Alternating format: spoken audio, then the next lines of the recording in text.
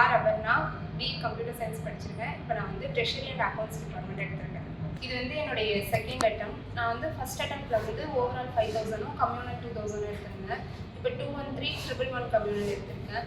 இந்த இடைப்பட்ட டயத்தில் உள்ள சேஞ்ச் என்ன அப்படின்னா வந்து சிலபஸை கவர் பண்ணணும். எக்ஸாமுக்கு போகிறதுக்கு முன்னாடி நம்ம எவ்வளோ படிச்சிருக்கோங்கிறத விட சிலபஸ் எந்த அளவுக்கு அதிகமாக படிச்சிருக்கோம் அப்படிங்கிறது தான் முக்கியம் அப்படின்னு தெரிஞ்சுக்கிட்டேன். விட நாங்கள் கண்டினியூஸாக கரண்ட் அஃபேர்ஸ் வேறு என்னென்ன எங்களுக்கு தேவையோ அப்படின்னு சொல்லிட்டு நாங்கள் கிவ் அப் பண்ணாமல் உள்ளார இருந்ததே சக்ஸஸ்க்கு ரீசன் நினைக்கிறேன். 2023 தலைப்பு பேட்ச்ல இருந்து லாஸ்ட்டாக நடந்த ஏன் டெஸ்ட் பேட்ச் வரைக்கும் நான் கண்டினியூஸாக டெஸ்ட் பேட்ச் ஸ்டூடெண்ட். ஸ்டாஃப்ஸ் பற்றி கண்டிப்பாக சொல்லி ஆகணும். ஏன்னா இங்கே டெஸ்ட் முடிச்சுட்டு நமக்கு அந்த முதல் 3 பேர் கூப்பிட்டு கொடுக்குறதுலேயே சின்னதாக ஒரு மோட்டிவேஷன் நமக்கு கிடைக்க ஆரம்பிச்சிடும்.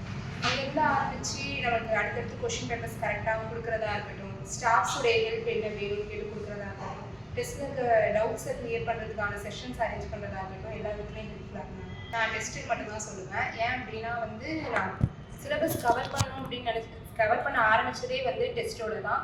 ஸோ வந்து டெஸ்ட்டுக்கு தேவையான சிலபஸை கரெக்டாக கவர் பண்ணி எழுதணும். அதை பண்ணாலே வந்து நமக்கு ஓவரால் சிலபஸ் கவர் ஆகும் அப்படிங்கிறதுல வந்து நான் கவனமாக இருக்கேன்.